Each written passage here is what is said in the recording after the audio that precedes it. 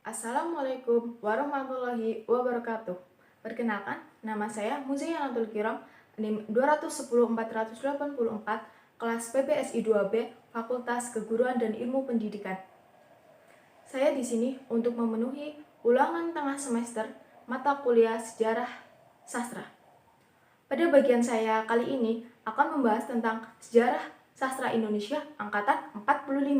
Nah, pada periode ini tidak banyak sastra yang lahir dan lebih banyak menulis tentang kepentingan Jepang sebagaimana bagian dari propaganda Jepang.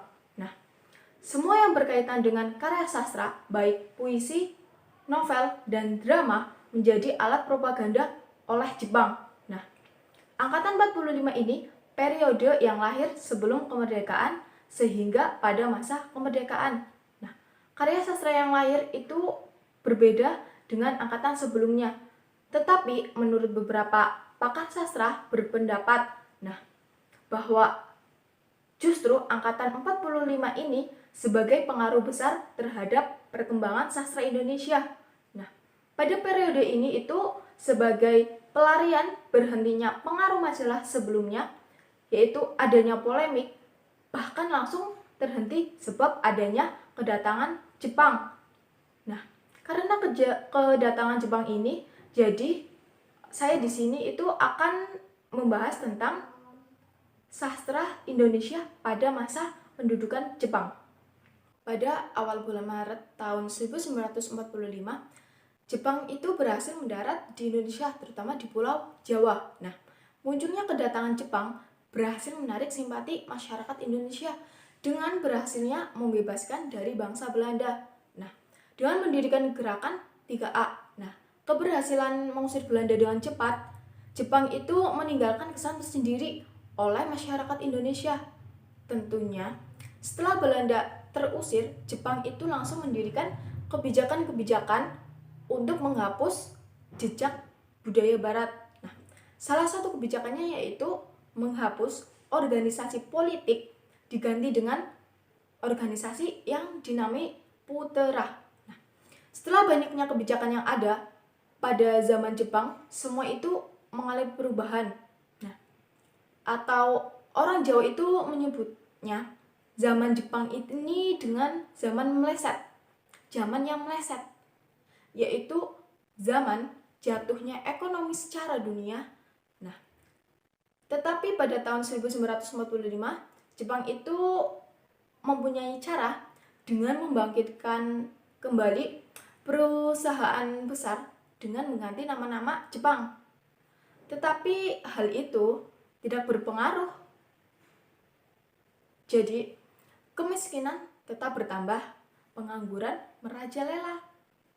Namun, dalam situasi seperti ini, kesusastraan Indonesia mempunyai ciri khas tersendiri dari segi isi masalah atau jenis penulisan.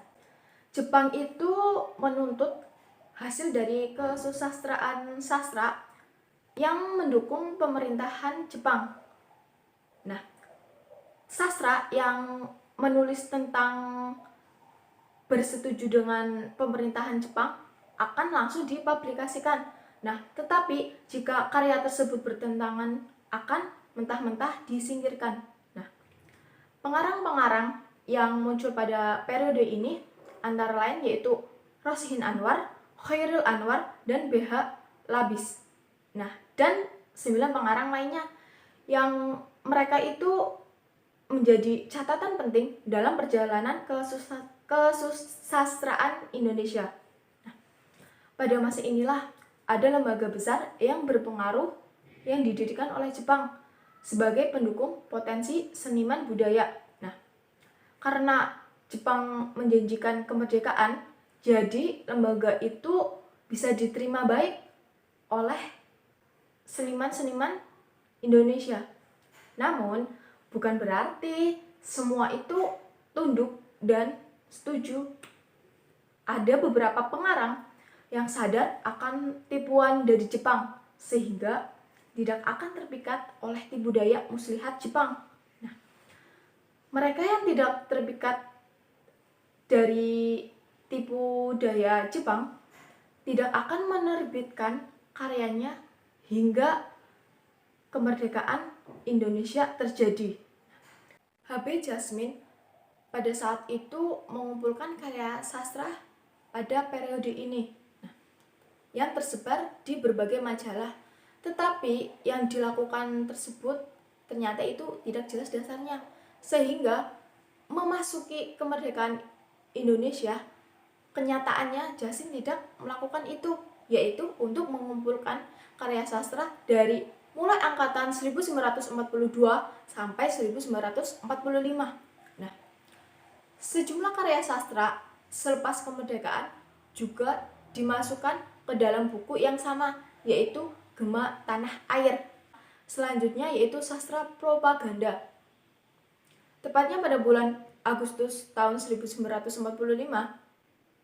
Jepang itu mendirikan Sendenbu untuk mengurus kegiatan propaganda. Nah, lembaga ini itu anggotakan budayawan, wartawan, dan seniman. Nah, karya yang pertama muncul ialah artikel yang berjudul Kebudayaan Asia Raya dan Ilmu Semangat. Nah, dari kedua artikel tersebut itu dinilai karena sesuai dengan semangat Jepang. Banyaknya cerpen yang dimuat pada masa itu, yang paling terkenal ialah judulnya Kartina. Nah, selain cerpen, ada beberapa novel yang terbit sebagai pengaruh propaganda Jepang. Nah, novel tersebut berjudul Palawija, yang isinya itu membahas tentang propaganda yang mencoba mengenal pembaharuan masyarakat bumi dan Tionghoa. Isi dari novel-novel tersebut itu sangat berbeda, yaitu bertolak belakang dari kondisi yang sebenarnya. Ya, sebagaimana penulisan novel tersebut itu tidak secara utuh dalam menampilkan keadaan yang sesungguhnya, sehingga penulis itu diklaim sebagai berat sebelah atau dengan tendensius dengan Jepang. Nah, media lainnya yang menjadi propaganda pada masa itu ialah sandiwara dan film. Nah, dianggap sebagai media penting, Jepang mendirikan bagian sandiwara dalam pusat kebudayaan Jepang. Karena hal itu membuat sandiwara terjadi banyaknya perubahan, baik dari segi isinya. Kelompok sandiwara baru seperti Maya yang didirikan oleh Umar Ismail, kemudian lahirnya sandiwara profesional yang dipimpin oleh Anjar Asmara. Nah, sedangkan kelompok sandiwara yang sudah ada sejak zaman Belanda masih berlanjut untuk mementaskan naskah dengan bintang-bintang baru.